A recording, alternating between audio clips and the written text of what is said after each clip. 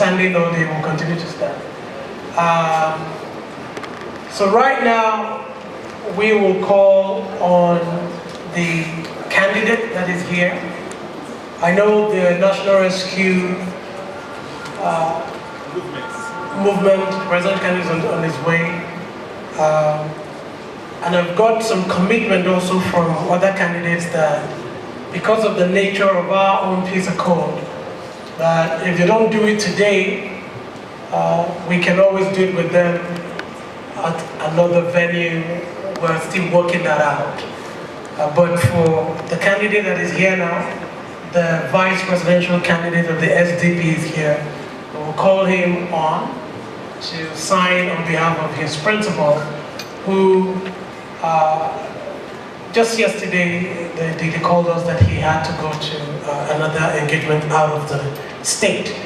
So without wasting much ado, let us call on the vice presidential candidate of the SDP to come on stage and sign on behalf of the presidential candidate of the SDP. So let me explain how this works. So INEC has 18 political parties that have been approved, that we now work with. So each of the candidates will be signing on the box where they have their party insignia. This is what the media would show to the world. This is what we will put out there to say they made a commitment.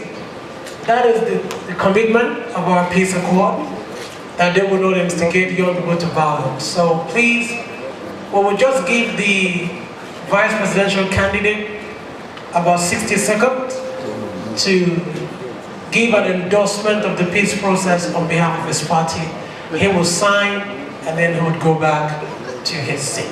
Thank you so much. I mean, you can never have too much of peace in any politically charged environment.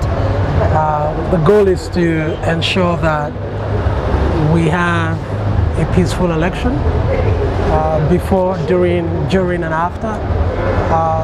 Young people are the victims of election violence everywhere.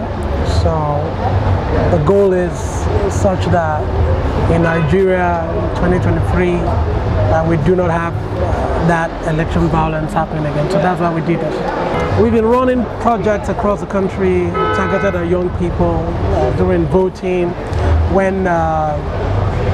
during the PVC registration process. So we reached quite a lot of thousands of people. I think overall we did almost 100,000 from across the country.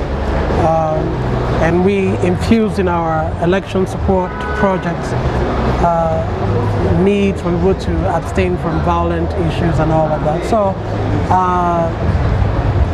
we've also been working with the NYC, and like this project is a partnership with the NYC where we're reaching so many young people to take down the principle of peace building to their local communities.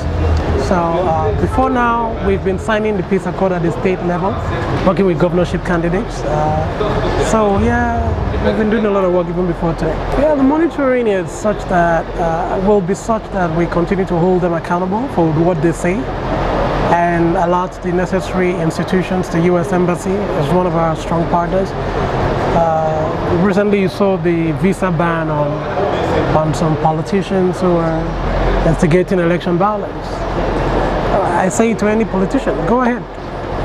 If you like instigate people to violence, you will not leave this country. Call to them is simple. In 2023, go out there, vote, defend your vote, hold the people who win accountable, but don't be told that your vote does not count. It counts. That's why they're buying it.